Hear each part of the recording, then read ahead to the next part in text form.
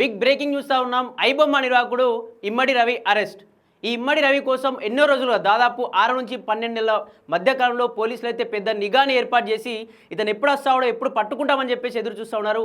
ఈరోజు కూకట్పల్లిలో ఒక సీసీకి సంబంధించిన పోలీస్ వ్యవస్థ ఇతన్ని అరెస్ట్ చేసింది. ఇతని అకౌంట్ నుంచి 3 కోట్ల రూపాయలు కూడా సీజ్ చేసిన పరిస్థితి.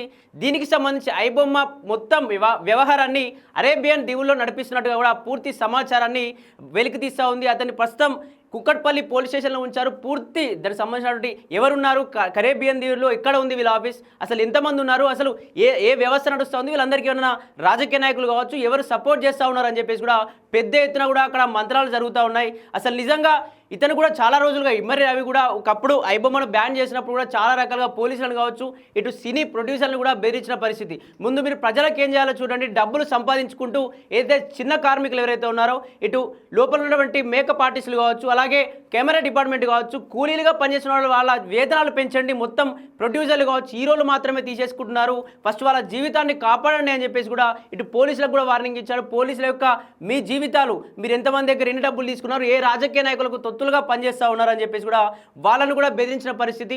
బెదిరించిన తర్వాత కూడా కొన్ని రోజులు ఐబొమ్మ బ్యాన్ చేశారు.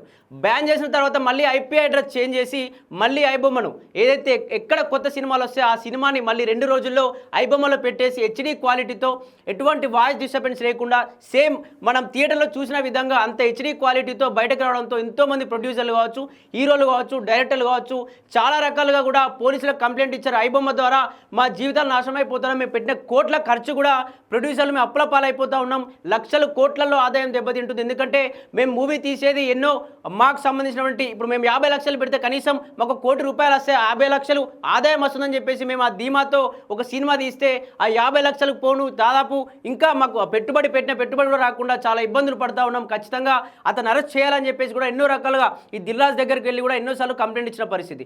దీనికోసం 6 నుండి 12 నెలల వరకు కూడా పెద్ద ఎత్తున కూడా రెస్క్యూ టీం అనేది నడుస్తూ ఉంది. అసలు ఎక్కడున్నాడు, అసలు ఎలా ఉంటాడు ఏంటి అని చెప్పేసి కూడా రకరకాలుగా అతను సర్చింగ్ చేయడంతో ఈరోజు ఫ్రాన్స్ నుంచి కుక్కడపల్లి రావడంతో ఇమ్మడి రవిని అరెస్ట్ చేశారు పోలీసులు. అసలు పోలీసులు ఎలా పసిగట్టారు, ఎంత నిఘా వర్గం ఉందని చెప్పేసి కూడా దీన్ని బట్టి అర్థం చేసుకోవచ్చు. ఈ ఐబొమ్మ ద్వారా కూడా ఎంతో నష్టపోయామంటూ కూడా ఇటు దీనికి సంబంధించి అరెస్టు కాగానే వెంటనే ప్రొడ్యూసర్స్ అంతా కూడా పెద్ద ఎత్తున సజ్జనార్ని కూడా కాంటాక్ట్ అయిన పరిస్థితి.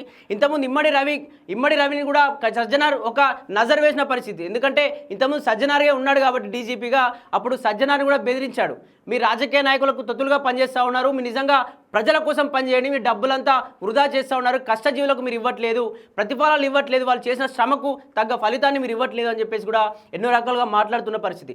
దీనికి సంబంధించి అయితే ఇప్పుడైతే రవిని పట్టుకున్న తర్వాత మరి ఐబొమ్మను బ్యాన్ చేస్తారా, అసలు ఏం జరగబోతుంది, ఎంత టీం ఉంది, ఓన్లీ కరేబియన్ దీవుల్లోనే ఉందా, ఇంకా ఇతర దీవుల్లో కావచ్చు ఇతర ఫారెన్ కంట్రీస్లో కావచ్చు లేకపోతే ఇండియాలో కావచ్చు ఏదైనా ప్లేస్లో మరొక టీంతో నడిపిస్తూ ఉన్నాడా అని చెప్పేసి నిజంగా మరి ఇమ్మడి రవే మెయిన్ సూత్రధారా లేకపోతే ఇంకా ఎంతమంది ఉన్నారు, ఎంత టీం ఉందని చెప్పేసి కూడా పూర్తి విషయాలు అయితే సెర్చ్ చేస్తూ ఉన్నారు. అతన్ని ఏదైతే ఒక సీసీకి సంబంధించినటువంటి ఏదైతే కుక్కట్పల్లికి సంబంధించిన సీసీ పోలీస్ స్టేషన్లో ఉంచి పూర్తి సమాచారం అయితే సేకరించే ప్రయత్నం చేస్తూ ఉన్నారు. ఇప్పటికైతే అతను అరేబియన్ దీవుల్లో ఈ ఐబొమ్మ నడిపిస్తూ ఉన్నాడని చెప్పేసి అలాగే అతని అకౌంట్లో 3 కోట్లు ఉంటే సీజ్ చేసేసారు. చేసేసిన తర్వాత మరి అసలు ఏం జరగబోతుంది, ఎందుకంటే పోలీసులు చాలా కోపంతో కూడా ఉన్నారు. ఎందుకంటే పోలీసులకే వార్నింగ్ ఇచ్చాడు, ఇటు ఏదైతే రాజకీయ నాయకులకు కావచ్చు అలాగే ప్రొడ్యూసర్స్కి డైరెక్టర్స్కి హీరోకి కూడా వార్నింగ్ ఇచ్చాడు. కాబట్టి అందరి ఒత్తిడితో మరి అతన్ని ఏ విధంగా చిత్రహింసలు చేసే ఛాన్స్ ఉంటుంది, మరి నిజంగా అతని నుంచి ఏదైతే ఐబొమ్మ ఎక్కడ ఉంది ఆ పూర్తి విషయాలు రాబట్టే ప్రయత్నం జరుగుతుందా, అసలు నిజంగా ఐబొమ్మ మళ్ళీ కంటిన్యూ అయ్యే ఛాన్స్ ఉందా, బ్యాన్ అయ్యే ఛాన్స్ ఉందా, అసలు ఏం జరగబోతుందని చెప్పేసి